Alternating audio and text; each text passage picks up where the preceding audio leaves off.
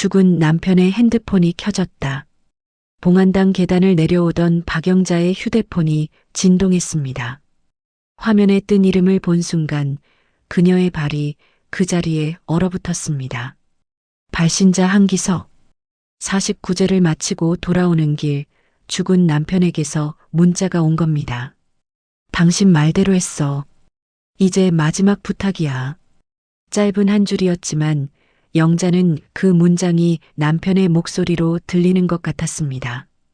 장례를 치를 때 경찰에 제출했다가 돌려받은 남편의 휴대폰은 지금 집 서랍 깊숙한 곳에 유심칩도 빠진 채 꺼져 있었습니다.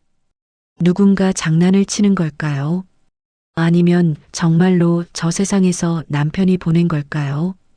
통신사에 문의해도 발신자는 분명 남편의 번호가 맞다는 답변뿐이었습니다. 며칠 뒤 또 한 통의 문자가 도착했습니다. 우리 처음 만났던 다리 밑 기억나지? 거기 한번 가봐. 그곳엔 오래된 노트와 USB 그리고 피처폰이 숨겨져 있었습니다. 노트 속엔 남편이 몇 년간 추적해온 노인 사기 조직의 실체가 빼곡했습니다. 자, 지금부터 무슨 특별한 사연이 있었는지 지금 바로 시작해 보겠습니다. 남편이 세상을 떠난 건 교통사고 때문이었어요. 회사 야근을 마치고 돌아오던 길이었죠. 새벽 2시쯤이었을 거예요. 음주운전 차량과 부딪혔다고 했습니다. 경찰한테서 전화를 받았을 때 저는 처음엔 무슨 소린지 이해를 못했어요. 남편은 항상 조심스럽게 운전하는 사람이었거든요. 40년을 함께 살면서 단 한 번도 교통사고를 낸 적이 없었습니다. 병원으로 달려갔지만 이미 늦었어요. 의사 선생님은 차분한 목소리로 말했지만 제 귀엔 아무것도 들리지 않았죠. 그저 하얀 천으로 덮인 남편의 모습만 보였습니다. 손을 잡아봤어요. 아직 따뜻했습니다. 방금 전까지 살아있었던 것처럼요. 경찰은 쌍방과실이라고 했어요. 가의 차량 운전자도 다쳤고 음주 수치는 나왔지만 기준치를 살짝 넘는 정도라서 크게 처벌하기 어렵다고 했습니다. 저는 그 말을 듣고도 제대로 항의하지 못했어요. 뭘 어떻게 해야 할지 몰랐거든요. 장례식장은 조용했습니다. 친척들이 와서 위로의 말을 건넸지만 저는 멍하니 앉아만 있었어요. 사람들은 운명이라고 했습니다. 나이 들면 누구나 겪는 일이라고도 했죠. 그 말들이 위로가 될 거라고 생각했나 봐요. 하지만 저한테는 하나도 위로가 되지 않았습니다. 3일장을 치르는 동안 계속 이상한 느낌이 들었어요. 뭔가 석연치 않았습니다. 남편의 회사 동료들이 와서 조문을 했는데 다들 어딘가 어색해 보였어요.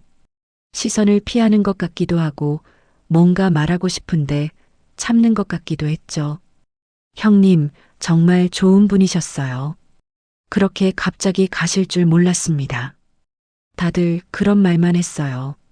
구체적으로 남편이 무슨 일을 하고 있었는지, 그날 왜 그렇게 늦게까지 야근을 했는지, 그런 건 아무도 말하지 않았습니다. 화장을 하고 봉안당에 남편을 모시는 날 비가 내렸어요. 가랑비였지만 계속 내렸죠. 마치 하늘도 우는 것 같았습니다. 저는 남편의 위패를 안고 한참을 서 있었어요. 이제 정말 혼자가 됐다는 생각이 들었습니다. 젊은 날 자동차 사고로 딸을 잃었을 때도 이렇게 비가 왔었어요. 20살도 안 된 딸이었죠. 결혼도 못하고 아이도 낳지 못하고 세상을 떠났습니다. 그때 남편과 저는 서로를 붙잡고 울었어요. 우리한테 남은 건 서로밖에 없다고 했죠. 그런데 이제 그 남편마저 떠나버렸습니다. 봉안당에서 돌아오는 길이 참 멀게 느껴졌어요. 버스 정류장까지 걸어가는데 다리에 힘이 하나도 없었습니다. 이제 뭘 하고 살아야 하나 그런 생각만 들었죠. 49제를 지내는 날도 혼자였어요.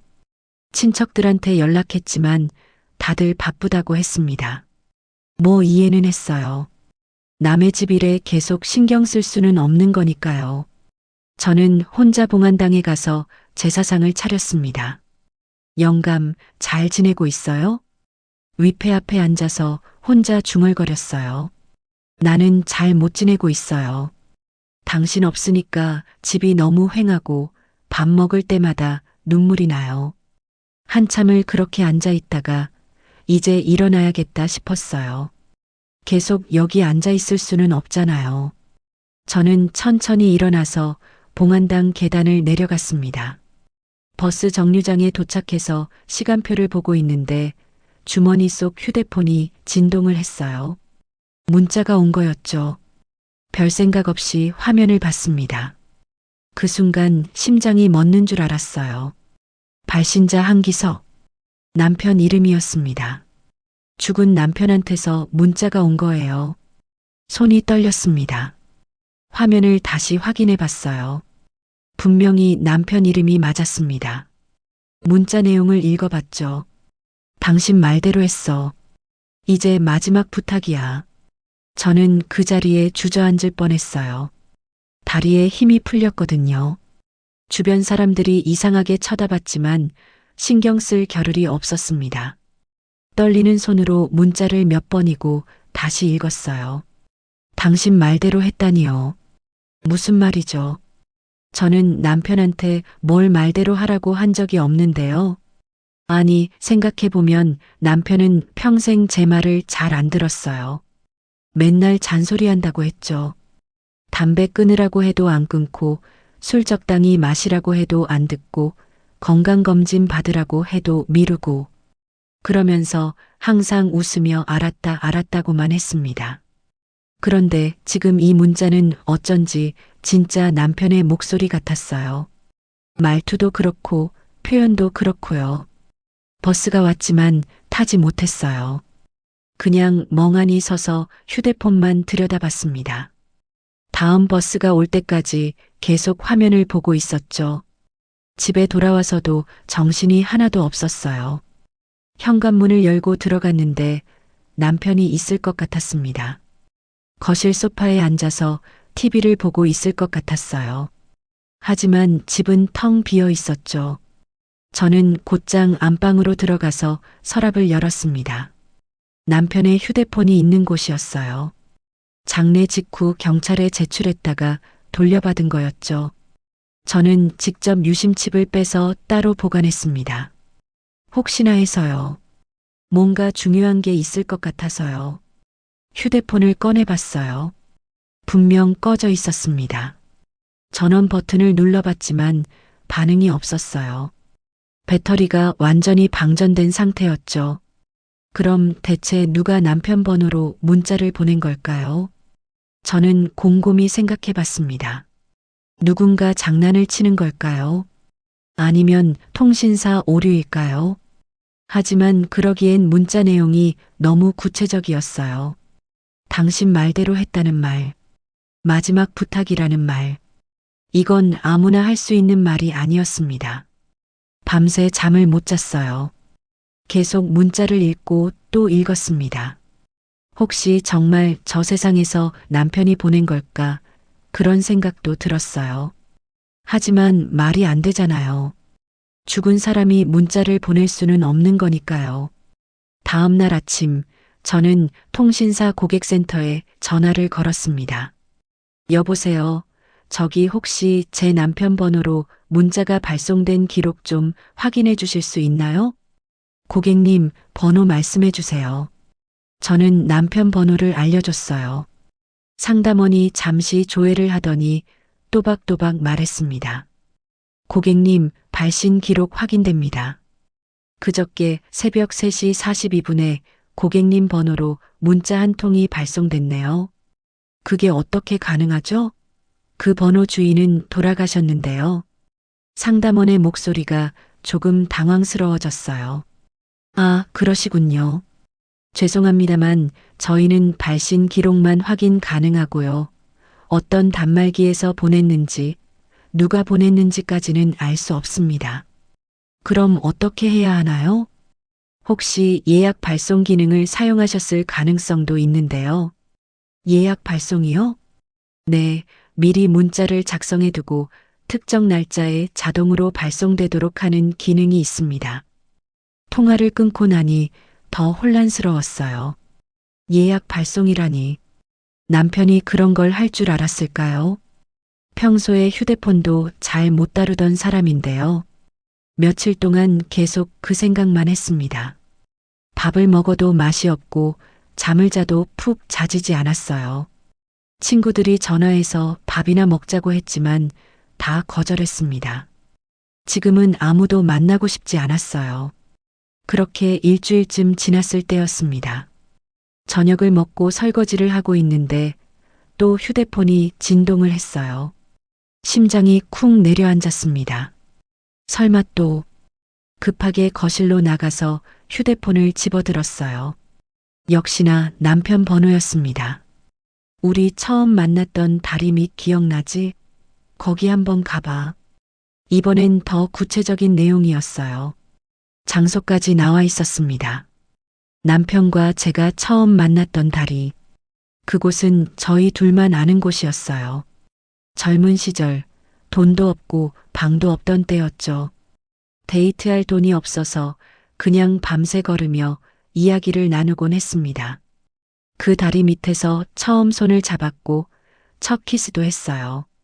지금은 재개발로 주변이 많이 변했지만 다리 이름만은 그대로 남아 있었습니다. 하지만 수십 년 동안 한 번도 가본 적이 없었어요. 갈 이유가 없었거든요. 그런데 왜 지금 그 다리 얘기가 나오는 걸까요? 저는 더 이상 참을 수가 없었습니다. 이게 장난이든 뭐든 직접 확인해 봐야겠다고 생각했어요. 혹시 정말 거기 뭐가 있는 건 아닐까? 남편이 뭔가 남겨놓은 건 아닐까? 다음 날 아침 일찍 집을 나섰습니다. 옷장에서 편한 옷을 꺼내 입고 운동화를 신었어요. 오랜만에 먼 길을 가는 거였습니다. 버스를 타고 가면서 계속 불안했어요. 혹시 정말 아무것도 없으면 어떡하지? 그럼 저는 정말 미친 사람이 되는 거잖아요. 죽은 남편한테서 온 문자를 믿고 허탕을 치러 가는 거니까요. 하지만 다른 한편으로는 기대도 됐어요. 혹시 정말 뭔가 있다면, 남편이 저한테 남긴 마지막 메시지가 있다면 그걸 보고 싶었습니다. 버스를 2번 갈아타고 도착했어요. 오전 10시쯤이었죠. 다리는 예전보다 훨씬 깨끗하게 정비되어 있었습니다. 난간도 새로 칠했고 바닥도 매끈했어요. 하지만 다리 모양 자체는 그대로였습니다. 저는 천천히 다리를 걸어갔어요. 주변을 둘러봤죠. 젊은 시절 여기서 남편과 손을 잡고 걸었던 게 떠올랐습니다. 그때는 참 행복했었어요. 가난했지만 행복했죠. 문자를 다시 꺼내 읽어봤습니다. 다리 밑이라고만 했는데 정확히 어디를 보라는 걸까요? 한참을 서성이다가 난간 끝으로 걸어갔습니다. 거기서 아래를 내려다봤어요. 배수구가 보였죠. 그리고 손전등을 켜고 자세히 살폈습니다. 콘크리트 틈 사이에 뭔가 끼워져 있었어요. 비닐에 쌓인 것 같았습니다. 저는 조심스럽게 손을 뻗었어요. 팔이 짧아서 잘 안 닿았지만 간신히 잡을 수 있었습니다. 천천히 끌어당겼죠. 작은 박스였어요. 검은색 비닐 테이프로 꽁꽁 쌓여 있었습니다. 손에 쥐니 묵직했어요. 저는 다리 위로 올라와서 난간에 기대 앉았습니다. 그리고 떨리는 손으로 테이프를 뜯기 시작했어요. 테이프가 여러 겹으로 감겨 있어서 시간이 좀 걸렸습니다. 마침내 박스를 열었어요. 안에는 오래된 공책 한 권과 USB, 그리고 낡은 피처폰이 들어 있었습니다. 마치 누군가 언젠가 제가 올 거라고 예상하고 정성스럽게 준비해 둔 것처럼요. 저는 공책을 꺼내 들었습니다. 표지는 낡았지만 속은 깨끗했어요. 첫 페이지를 펼쳤죠. 또박또박한 남편의 글씨가 보였습니다. 영자에게 혹시 내가 먼저 가게 된다면 그 순간 눈물이 쏟아졌어요. 주체할 수가 없었습니다. 이건 진짜 남편이 쓴 글이었어요. 장난이 아니었습니다. 남편이 정말로 이걸 준비해 놓은 거였어요. 지나가던 사람들이 이상하게 쳐다봤지만 신경 쓰지 않았습니다. 저는 그냥 그 자리에 앉아서 한참을 울었어요. 진정이 되고 나서 공책을 계속 읽기 시작했습니다. 다음 페이지에는 이렇게 적혀 있었어요. 이 글을 읽고 있다면 내가 제 시간에 집에 돌아가지 못했다는 뜻이겠지. 미안해. 당신한테 말하지 못해서. 하지만 말하면 당신도 위험해질까봐 그럴 수 없었어. 저는 계속 읽어 내려갔습니다. 나는 몇 년 전부터 어떤 일을 하고 있었어. 당신은 내가 그냥 경비 일만 한다고 알고 있었지. 맞아, 경비 일도 했어. 하지만 그것만은 아니었어. 페이지를 넘겼어요. 동네에서 이상한 일들이 벌어지고 있다는 걸 알게 됐어. 노인들이 전화 사기를 당하고 이상한 대출을 받고 집을 잃어버리고 있었어. 처음엔 운이 없어서 그런가 보다 했지. 하지만 자꾸 비슷한 일이 반복되는 거야. 글씨가 점점 작아지고 있었어요. 남편이 흥분해서 쓴 것 같았습니다. 알고 보니 조직적인 범죄였어. 노인들을 상대로 한 사기 조직이었어. 보이스피싱이랑 불법 대부업이 합쳐진 형태였지. 이놈들은 정말 교묘했어. 겉으로 보기엔 합법적인 회사처럼 보이게 만들었거든. 저는 공책을 읽으면서 점점 놀라게 됐어요. 남편이 이런 일을 하고 있었다니 전혀 몰랐습니다. 거리에서 공책을 다 읽을 수는 없었어요. 사람들이 지나다니고 앉아있기도 불편했거든요. 저는 박스를 다시 싸서 가방에 넣고 집으로 돌아가기로 했습니다. 집으로 돌아오는 내내 가슴이 쿵쾅거렸어요. 손에 든 가방이 천근만근처럼 무거웠죠.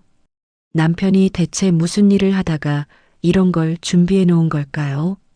그리고 왜 저한테는 말하지 않았을까요?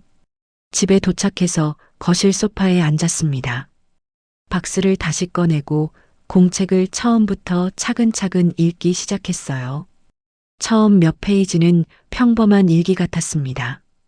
날짜는 3년 전으로 거슬러 올라가 있었어요. 오늘 동네 슈퍼 가는 길에 박씨 아주머니를 만났다. 평소랑 다르게 얼굴이 많이 상해 보였다.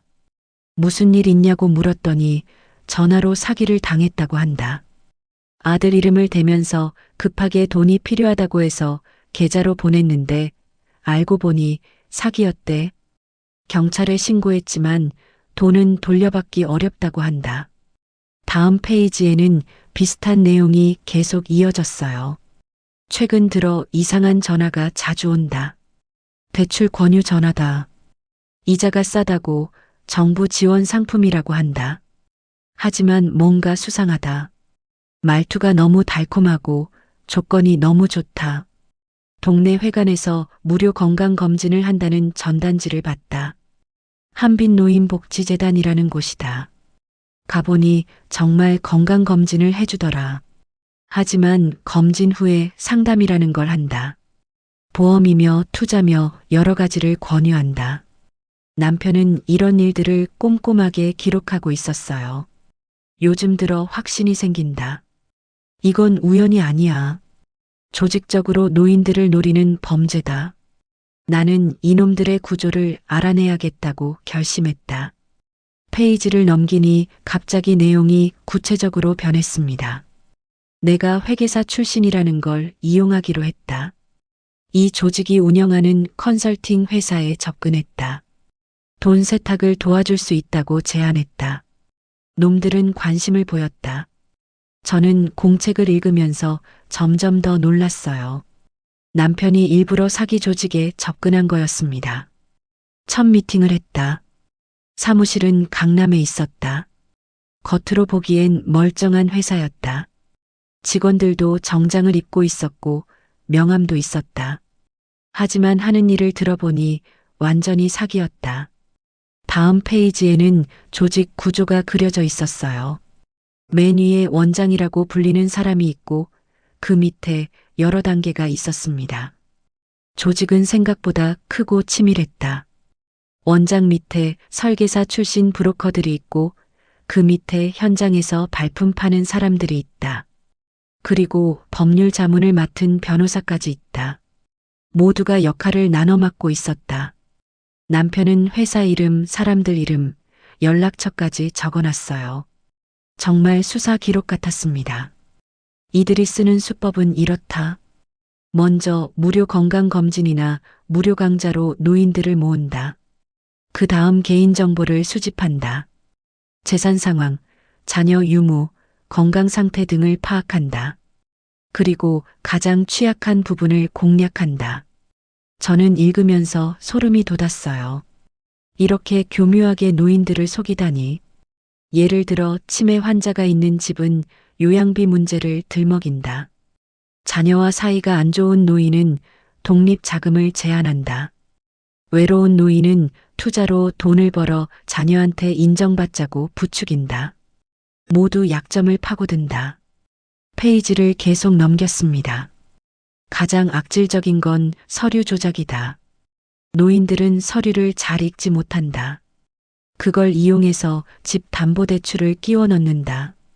겉으로는 생활자금 대출이라고 하지만 실제로는 집을 담보로 잡는다.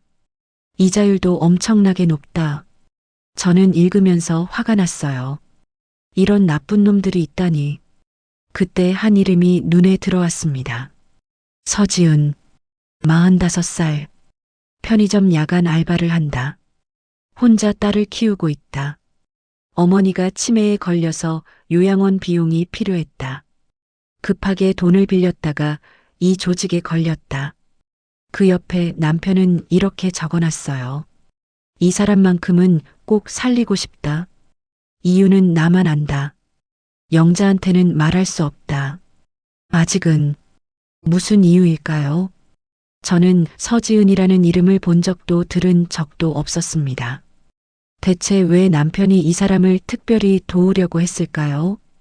공책을 계속 읽어 내려갔어요. 뒷부분으로 갈수록 남편의 글씨가 흐트러져 있었습니다. 조직에서 나를 의심하기 시작했다. 너무 많은 것을 알아버렸다. 내부 정보를 너무 많이 캤다. 조심해야 한다. 오늘 미팅에서 원장이 나를 빤히 쳐다봤다. 뭔가 눈치챈 것 같다. 위험하다. 영자한테까지 피해가 갈까봐 걱정된다. 하지만 지금 멈출 수가 없다. 너무 많은 사람들이 고통받고 있다. 저는 읽으면서 눈물이 났어요. 남편이 혼자 얼마나 무서웠을까요? 얼마나 외로웠을까요? 혹시 내게 무슨 일이 생기면 이 노트를 영자가 발견하길 바란다. 영자는 똑똑한 사람이다. 내가 남긴 단서를 따라올 수 있을 거다. 마지막 페이지에는 이런 문장이 적혀 있었습니다. 문자 예약 시스템을 완료했다. 49제 결혼기념일, 우리 처음 만난 날. 당신이 이 날짜들을 기억하고 있다면 꼭 문자를 받을 거야. 그리고 이곳을 찾아올 거야. 나는 당신을 믿어. 그제야 모든 게 이해됐어요. 남편이 일부러 특정 날짜에 자동으로 문자가 발송되도록 설정해 놓은 거였습니다. 자신에게 무슨 일이 생길 걸 예감하고 저한테 남길 마지막 메시지를 준비해 놓은 거였어요. 저는 공책을 가슴에 꼭 껴안고 한참을 울었습니다. 남편이 왜 저한테 말하지 않았는지 이제 알겠어요. 저를 지키려고 그랬던 거죠. 위험한 일에 저까지 끌어들이고 싶지 않았던 거예요. 하지만 이제는 달라요. 남편이 혼자 시작한 일이지만 이제는 제가 이어받을 차례입니다. 다음 날 저는 USB를 컴퓨터에 꽂았습니다. 화면에 여러 개의 폴더가 나타났어요. 장부, 계약서, 녹음 영상. 손이 떨렸지만 녹음 폴더를 클릭했습니다. 날짜별로 정리된 파일들이 주르륵 나왔어요. 파일 이름을 보니 최근 몇 개월 동안 계속 녹음을 했던 것 같았습니다. 가장 최근 날짜의 파일을 열었어요. 스피커에서 남편의 목소리가 흘러나왔습니다. 영자야, 이걸 듣고 있다면 내가 제 시간에 집에 돌아가지 못했다는 뜻이겠지. 차 안 소음이 들렸어요. 남편은 차 안에서 녹음을 한 것 같았습니다. 미안해. 정말 미안해. 당신한테 말하지 못해서. 하지만 말하면 당신도 위험해질까봐 그럴 수 없었어. 당신은 내가 사랑하는 사람이니까. 마지막까지 지켜야 할 사람이니까. 남편의 목소리는 떨리고 있었어요. 이제부터 내가 남긴 자료들을 들을 거야. 놀랄 거야. 내가 이런 일을 하고 있었다는 걸 알면 화도 날 거야. 하지만 끝까지 들어줘. 그리고 내가 하지 못한 일을 끝내줘. 당신이라면 할 수 있어. 녹음이 끊겼습니다. 저는 다음 파일을 열었어요. 이번엔 여러 사람의 목소리가 들렸습니다. 남편이 조직 사람들과 대화하는 소리였어요. 한 선생님, 노인들 상대로 일하려면 인내심이 필요해요. 다른 남자의 목소리였습니다. 그야 당연하죠. 제가 회계사로 일할 때도 고객 응대는 기본이었으니까요. 남편의 목소리였어요. 연기를 하고 있는 것 같았습니다. 좋아요. 그럼 일단 이번 주건부터 같이 가보시죠. 어르신들 집에 방문해서 서류 받는 일이에요. 네, 알겠습니다. 녹음이 계속 이어졌습니다. 이번엔 회의 중인 것 같았어요. 이번 달 실적 보고 드립니다. 신규 계약 58건, 총액 12억입니다. 여자 목소리였어요. 좋아. 그런데 문제가 하나 있어. 최근에 경찰 쪽에서 움직임이 있다는 소문이 있어. 처음에 남자 목소리였습니다. 권위적으로 들렸어요. 아마 원장이라는 사람인 것 같았어요. 신경 쓸 거 없습니다. 우리는 서류상으로 완벽하니까요. 합법적인 대부업체로 등록되어 있고 모든 계약은 고객 동의하에 이뤄집니다. 그래도 조심해. 요즘 노인 사기에 대한 여론이 안 좋아. 알겠습니다. 녹음을 들으면서 저는 점점 화가 났어요. 이 사람들은 아무렇지도 않게 범죄를 저지르고 있었습니다. 다음 파일을 열었습니다. 이번엔 대화가 더 구체적이었어요. 어르신들은 금액이 커야 티가 안 나요. 작은 돈은 오히려 신고를 해요. 근데 큰 돈은 자식들한테도 숨기거든요. 창피해서요. 맞아요. 그리고 서류는 우리가 다 만들어줄 테니까 도장만 받아오면 돼요. 뭐 하는 서류인지 자세히 설명하지 마세요. 복잡하게 말하면 오히려 의심해요. 배우자 대신 서류에 도장 찍게 하면 더 좋아요. 나중에 둘이 서로 책임 떠넘기게 되니까요. 들으면서 소름이 끼쳤습니다. 이런 사람들이 정말 있다니.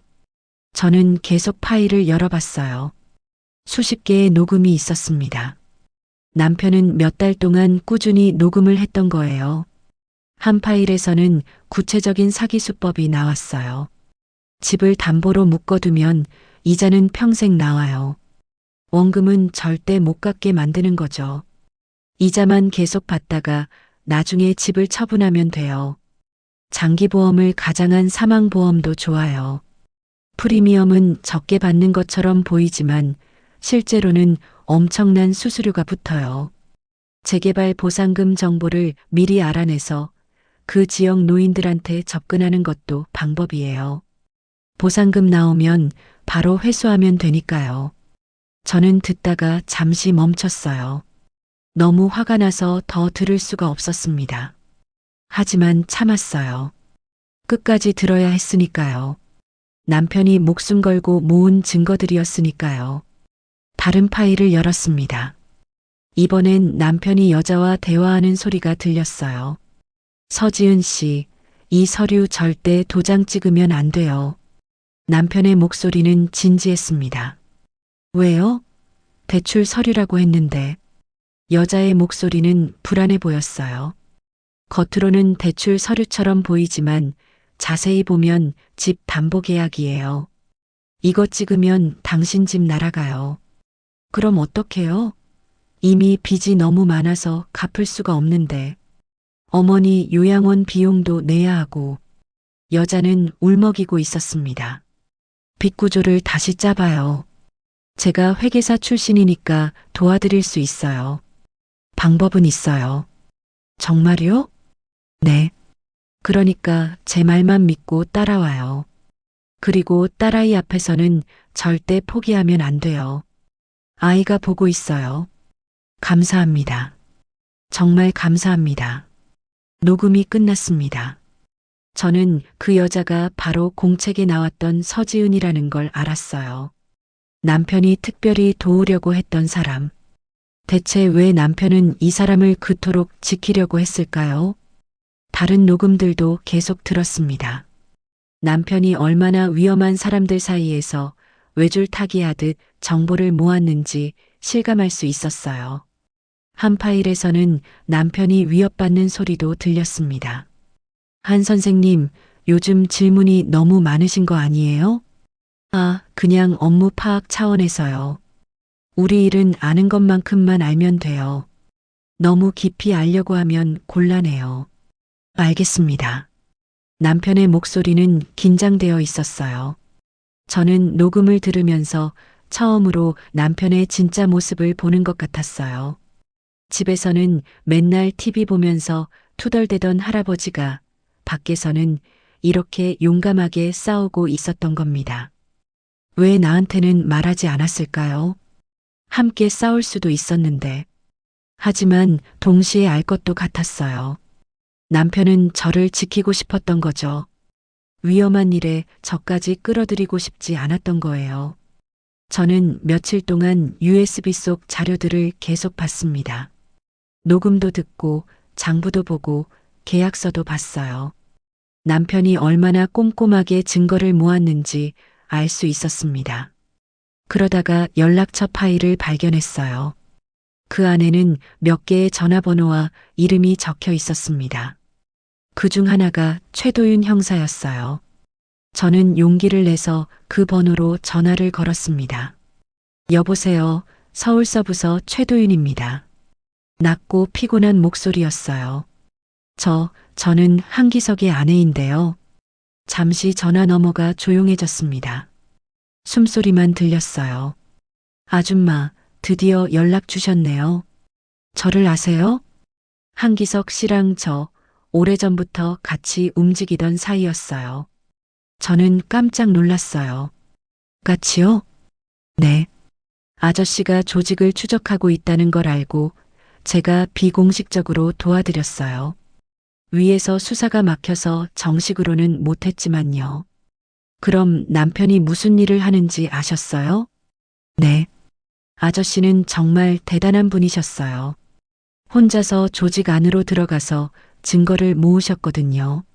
전화로는 자세한 얘기를 하기 어려웠어요. 형사는 직접 만나자고 했습니다. 다음 날 약속한 카페에서 형사를 만났어요. 30 후반쯤 돼 보이는 젊은 남자였습니다. 피곤한 얼굴이었지만 눈빛만큼은 날카로웠어요. 아저씨가 마지막으로 연락하신 게 사고 이틀 전이었어요. 그때 무슨 큰 자료를 손에 넣으셨다고 하셨어요. 그게 뭔데요? 조직의 핵심 장부예요. 돈이 어디로 흘러가는지, 누가 관여하는지 다 나와 있다고 했어요. 저는 가방에서 USB를 꺼냈습니다. 이거요? 형사의 눈이 반짝였어요. 바로 그거예요. 저는 USB를 형사한테 보여줬어요. 형사는 노트북을 꺼내서 USB를 꽂았습니다. 파일들을 하나하나 확인하더니 심각한 표정을 지었어요. 이 정도면 다시 수사를 10명분이 충분해요. 녹음 파일, 장부, 계약서 다 있네요. 그럼 이제 잡을 수 있나요? 우리 남편 죽인 그 놈들 노력해 볼게요. 하지만 쉽지 않을 거예요. 이 조직은 생각보다 큽니다. 형사는 잠시 망설이더니 물었어요. 아줌마, 혹시 서지은이라는 사람 아세요? 공책에서 이름만 봤는데 누군지는 모르겠어요. 그분도 오늘 여기 오기로 했어요. 아저씨가 마지막까지 지키려고 했던 사람이거든요. 잠시 후 카페 문이 열리고 여자 한 명이 들어왔습니다. 40 중반쯤 돼 보이는 얼굴에 피곤함이 가득한 여자였어요. 형사가 손을 들어 신호를 보냈고 여자는 우리 쪽으로 걸어왔습니다. 저 서지은이에요. 목소리가 떨리고 있었습니다. 형사가 자리를 권하고 그녀는 조심스럽게 앉았어요. 어르신이 한기석 아저씨 부인이세요? 네. 정말 죄송해요. 저 때문에 남편분이 말을 잇지 못하고 고개를 숙였습니다. 어깨가 떨리고 있었어요. 무슨 소리예요? 우리 남편이 한 일이 당신 때문은 아니잖아요. 아니요.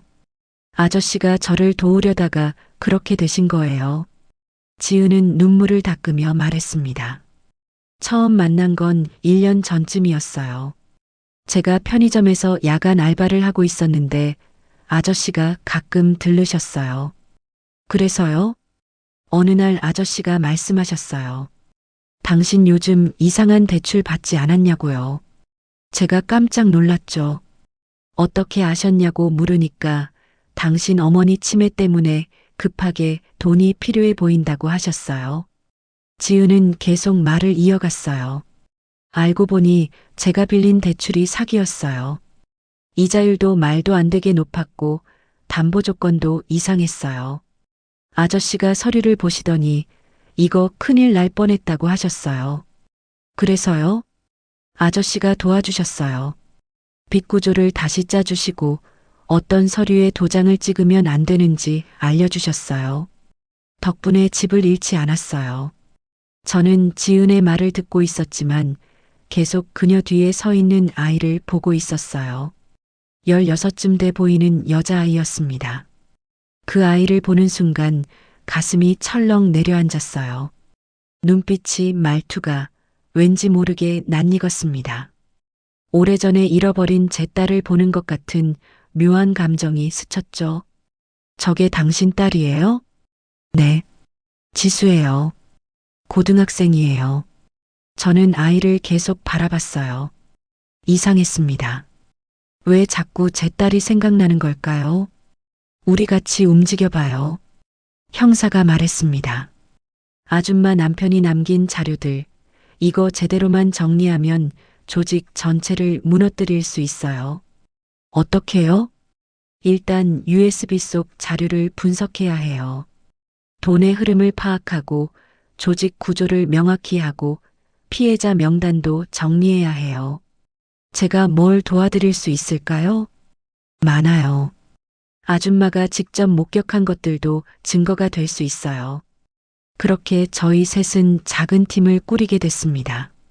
저와 서지은 그리고 최도윤 형사. 남편이 혼자 시작한 싸움을 이제 우리가 함께 끝내기로 한 거죠. 며칠 동안 USB 속 자료들을 분석했어요. 형사는 장부를 보면서 돈의 흐름을 추적했습니다. 지은은 자신에게 접근했던 설계사의 명함과 자료를 가져왔어요. 저는 남편의 노트를 다시 읽으며 빠진 부분이 없는지 확인했죠. 형사는 장부를 보다가 한 이름에서 멈췄습니다. 한빛노인복지재단? 그 이름을 듣는 순간 저는 깜짝 놀랐어요. 거기 알아요. 저도 몇 번 가봤는데 무료 건강검진도 해주고 요가 강좌도 하고 정말 좋은 곳이에요. 아줌마, 이거 보세요. 형사가 화면을 돌려 보여줬어요. 장부를 자세히 보니 사기 조직의 돈이 후원금과 기부금이라는 이름으로 그 재단을 통해 세탁되고 있었습니다. 설마요. 재단 이사장님은 정말 좋은 분인데 맨날 웃으시고 친절하시고 겉으로는 다 그래 보이죠. 재능 기부 콘서트까지 하면서 착한 재단 행세를 하는데 실제로는 사기 조직의 돈이 후원금 명목으로 흘러들어가는 통로예요. 저는 충격을 받았어요. 제가 친구들한테 좋다고 추천까지 했던 곳이 남편이 목숨 걸고 싸운 조직의 안면이었다니요. 그럼 거기 다니는 어르신들은 다 속고 있는 거예요? 대부분 모를 거예요. 실제로 좋은 프로그램도 있으니까요. 하지만 그 뒤에서 돈이 어떻게 흘러가는지는 몰라요. 저는 화가 났어요. 그동안 저도 거기 다니면서 얼마나 좋은 곳이라고 생각했는데요. 아줌마 당분간 재단 쪽 사람들이랑 거리 두세요. 위험할 수 있어요. 아니요. 오히려 제가 그 안에 들어가 봐야겠어요. 너무 위험해요. 영감만 위험한데 들어가라는 법 있나요?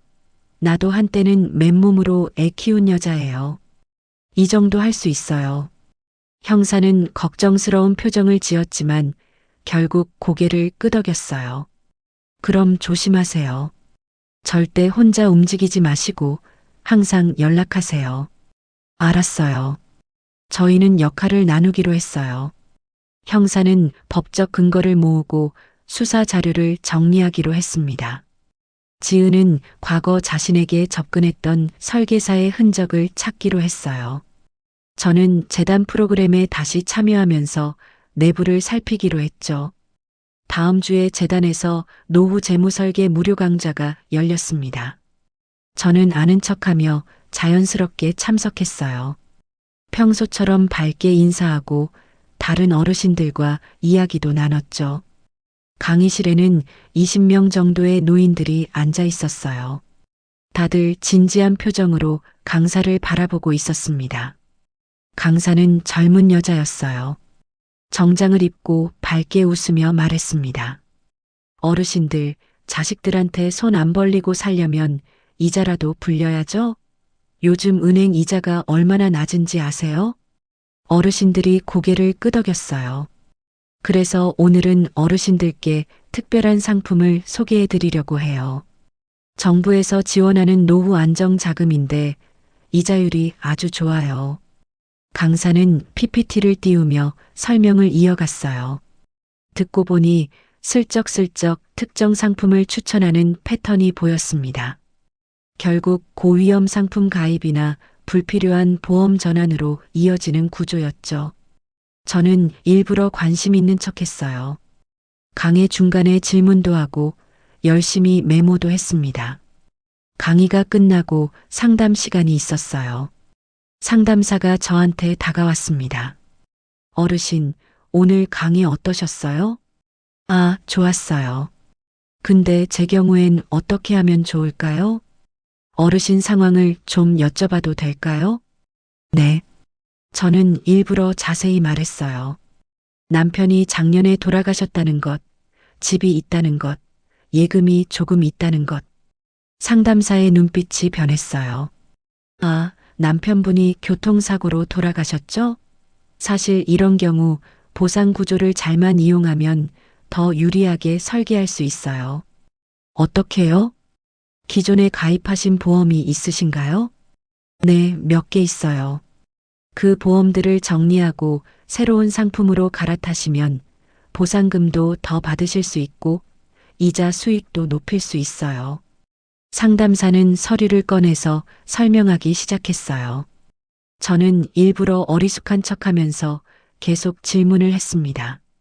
그리고 상담사가 내미는 서류들을 휴대폰으로 몰래 찍었어요. 상담 내용도 전부 녹음했죠. 남편이 했던 방식을 그대로 따라하는 셈이었습니다. 상담이 끝나고 저는 화장실에 가는 척하면서 재단 내부를 둘러봤어요. 창구 뒤쪽에서는 직원들이 서류를 정리하고 있었습니다. 수상한 서류 뭉치들이 오가는 게 보였어요. 자세히 보니 그중 일부가 USB 장부에 있던 회사 로고와 같았습니다. 저는 그것도 몰래 사진으로 찍었어요. 그날 밤 저는 녹음 파일과 사진을 형사에게 보냈습니다. 다음 날 카페에서 다시 모였죠.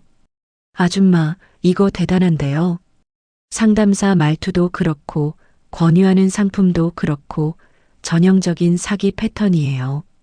그럼 이제 잡을 수 있나요? 이 정도면 수사 요청할 만해요. 제가 상부에 보고해 볼게요. 하지만 며칠 뒤 형사한테서 온 전화는 실망스러웠어요. 아줌마, 윗선에서 아직 때가 아니래요. 왜요?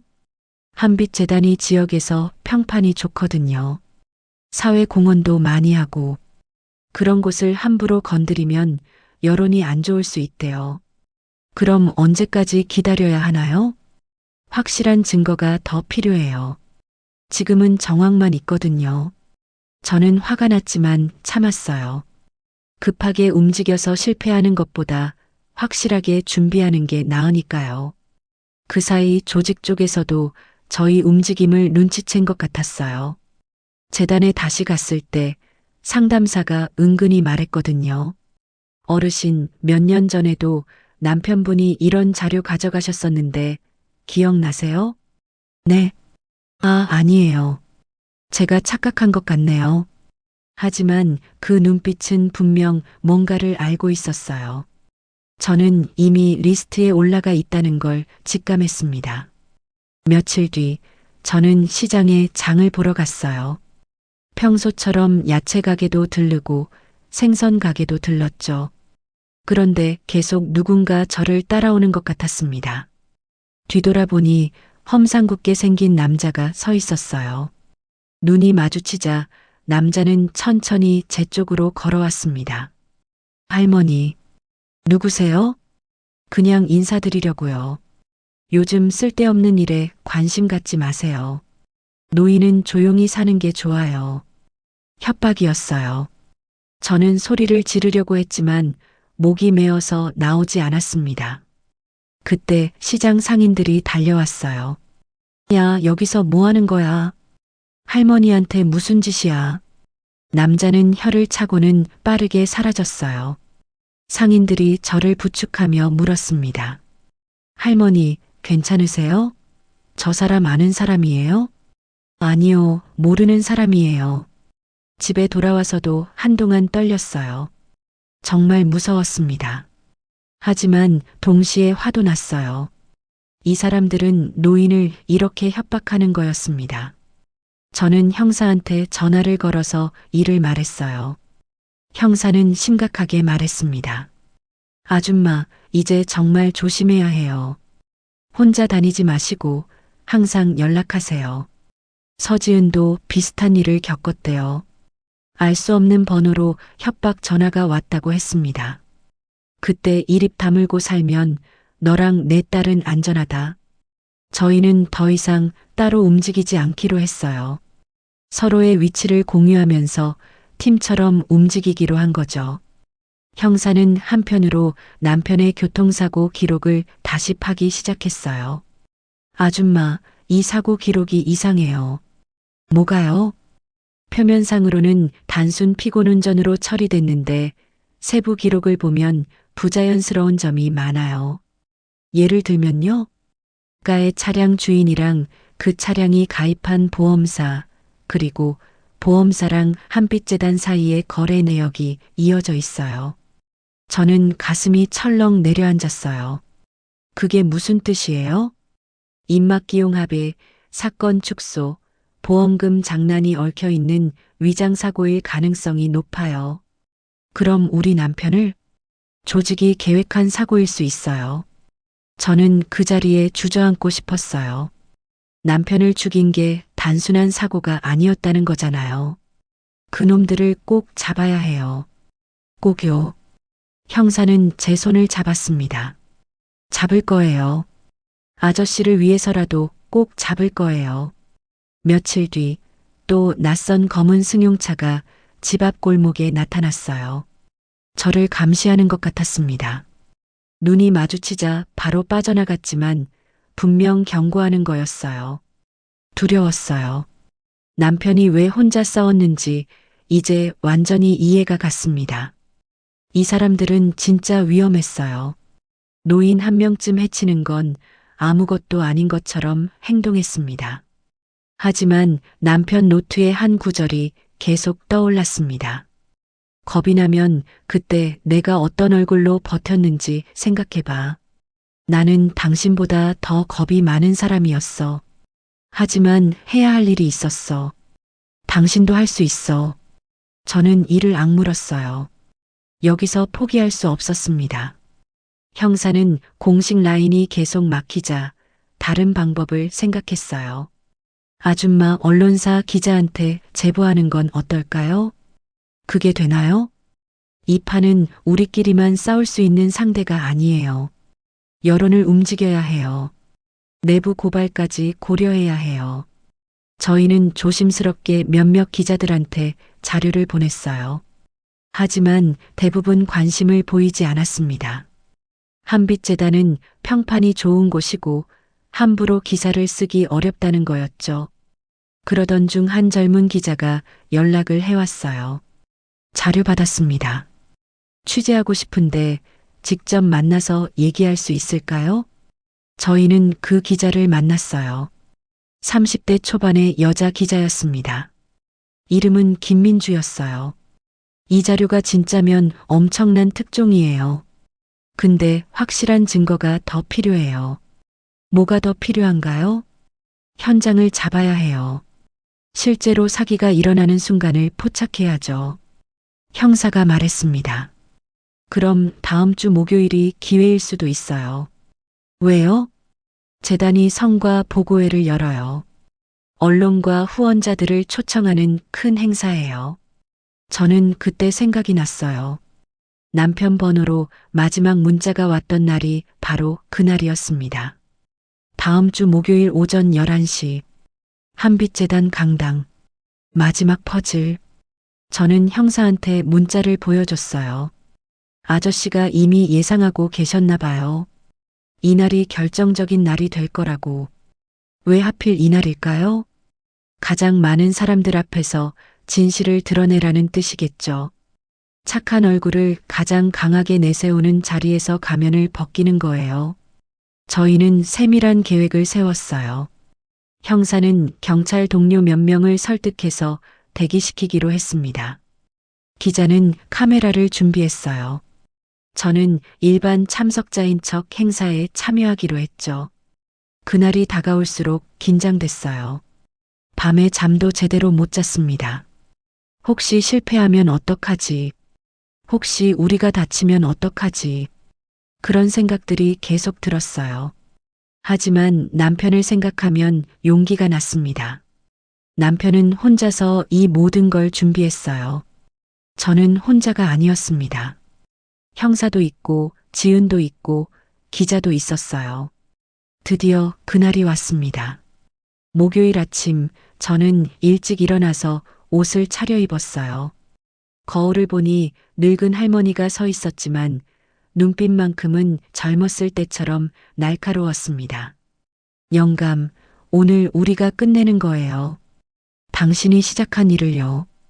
집을 나서면서 남편의 노트를 가방에 넣었어요. 그리고 휴대폰도 확인했습니다. 형사, 지은, 기자 모두와 연락이 닿았어요. 재단 강당에 도착하니 이미 많은 사람들이 모여 있었어요. 기자들, 지역 유지, 정치인들, 후원자들 모두가 한빛재단의 성과를 축하하러 온 사람들이었습니다. 저는 조용히 뒷자리에 앉았어요. 주변을 둘러보니 형사도 보였고 기자도 보였습니다. 서지은도 멀찍이 서 있었어요. 오전 11시 정각 행사가 시작됐어요. 사회자가 나와서 인사를 하고 이사장이 단상에 올라왔습니다. 이사장은 환하게 웃으며 말했어요. 여러분, 오늘 이렇게 많은 분들이 와주셔서 감사합니다.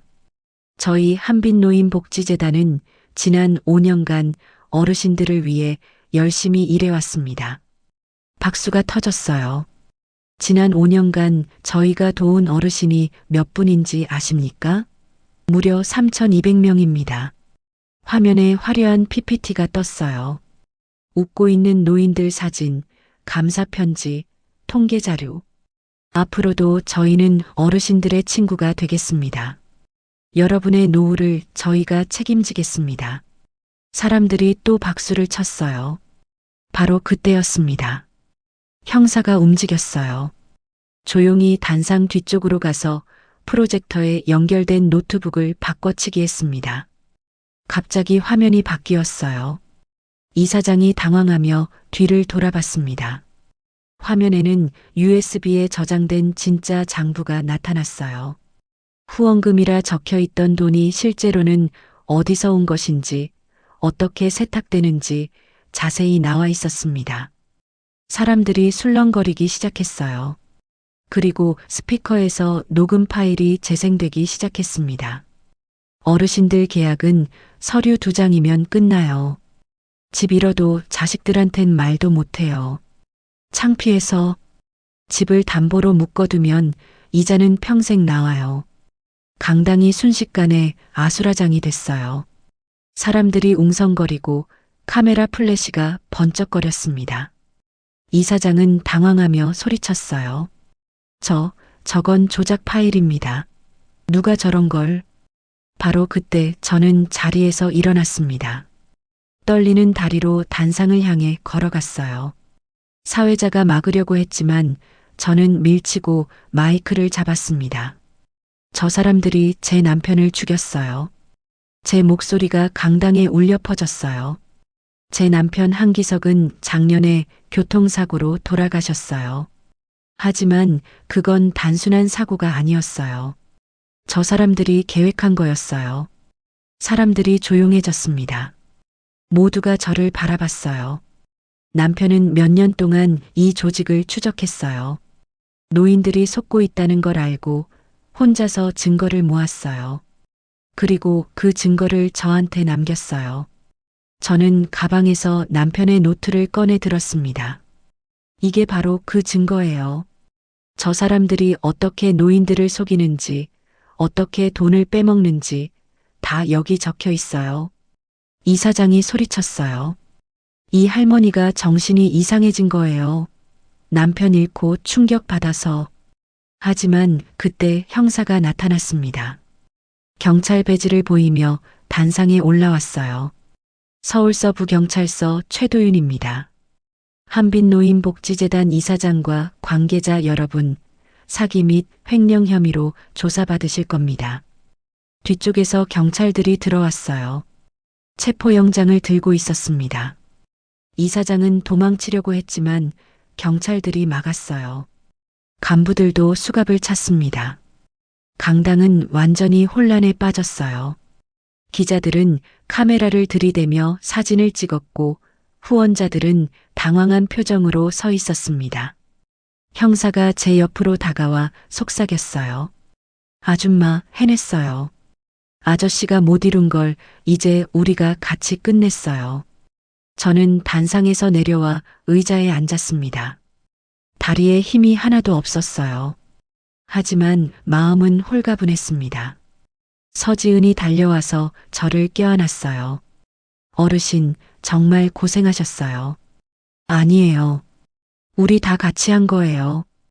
카메라 플래시가 계속 번쩍거렸고 이사장과 간부들은 수갑을 찬 손으로 얼굴을 가린 채 끌려갔습니다.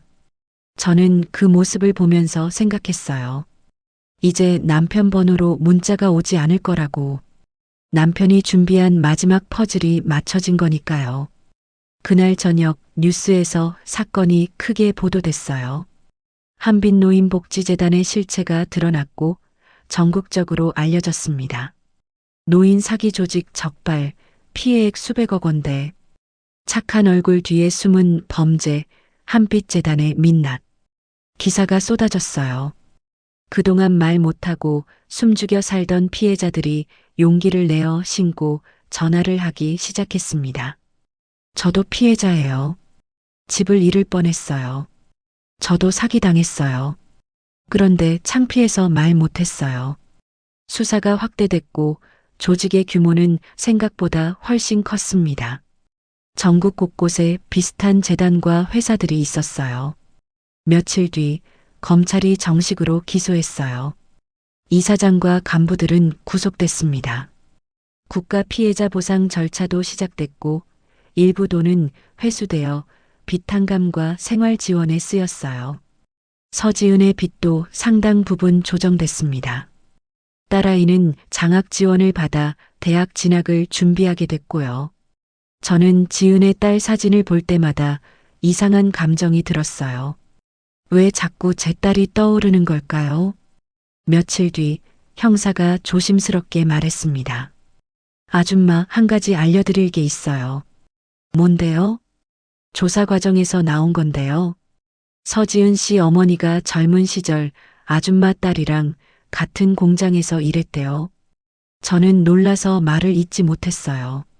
같은 공장이요? 네. 같은 기숙사도 썼고 주소도 같았어요. 그리고 형사는 말을 잠깐 멈췄습니다. 여러 정황상 서지은 씨 딸은 아줌마 외손녀일 가능성이 높아요. 심장이 멎는 것 같았어요. 그게 무슨 확실하진 않아요. DNA 검사를 해봐야 하는데 서지은 씨 어머니가 돌아가셔서 확인이 어려워요. 하지만 정황상 저는 눈물이 났어요. 그래서 그랬구나. 그래서 남편이 그토록 지은을 지키려고 했구나. 아저씨가 이미 알고 계셨나 봐요. 노트 한 구석에 작은 글씨로 적어놨더라고요. 형사는 노트 복사본을 보여줬어요. 구석에 작은 글씨로 이렇게 적혀 있었습니다. 이 아이는 우리가 잃어버린 그 아이의 피일지도 모른다. 확실하진 않다. 하지만 그냥 지나칠 수가 없다. 우리 딸이 남기고 간 마지막 혈육일지도 모르니까. 저는 노트를 보며 한참을 울었어요. 남편이 왜 그토록 목숨 걸고 싸웠는지 이제 완전히 이해가 갔습니다. 그래서 그토록 지키려고 했구나. 나 대신, 우리의 대신.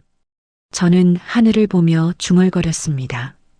그날 밤 휴대폰에 문자가 하나 왔어요. 발신자는 한기석. 여보, 이제 그만 울고 남은 애들이나 챙겨. 나 대신.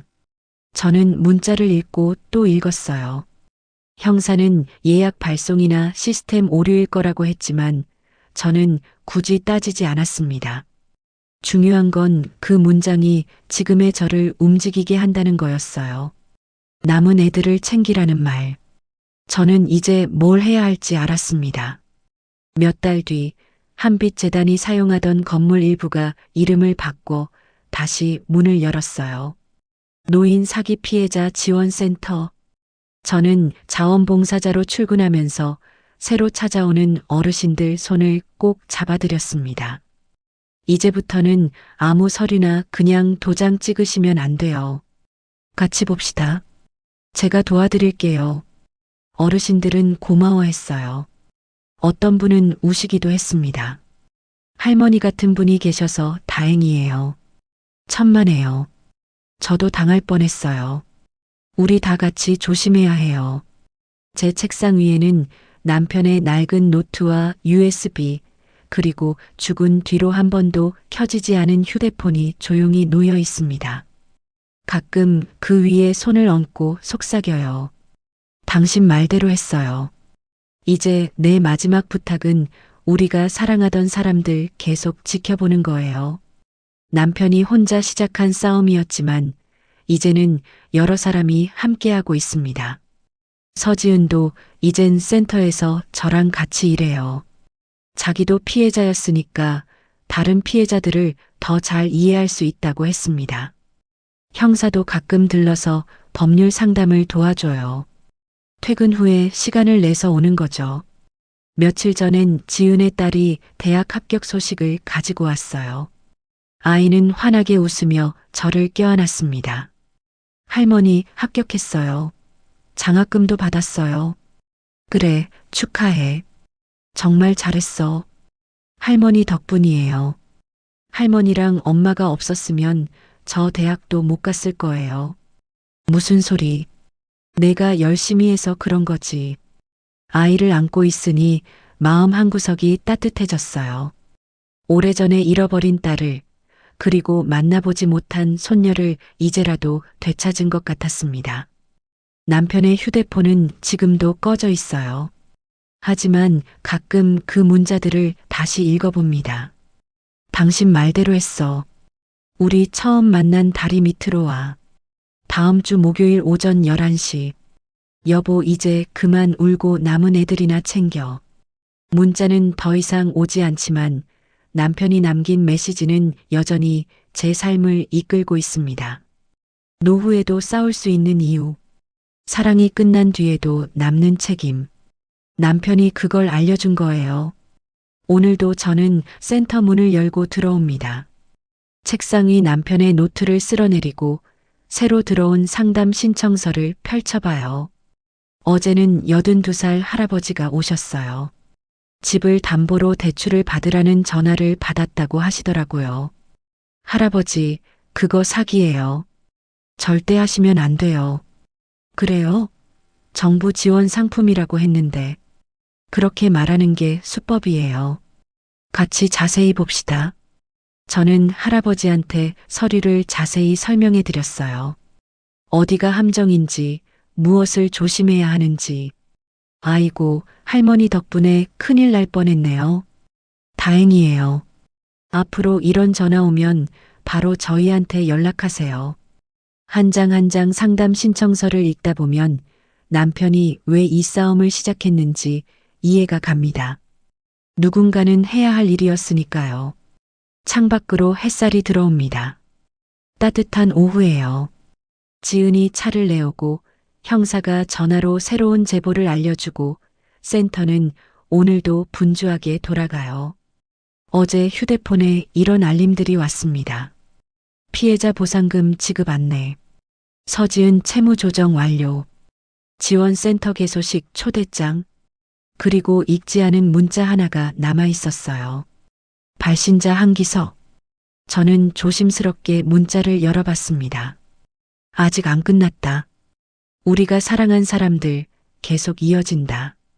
저는 문자를 읽고 또 읽었어요. 그리고 휴대폰을 가슴에 꼭 안았습니다. 죽은 남편의 핸드폰은 더 이상 켜지지 않습니다. 하지만 그가 남긴 이야기는 여전히 살아 숨쉬고 있어요. 저를 통해서, 지은을 통해서, 그리고 이곳을 찾아오는 모든 사람들을 통해서요.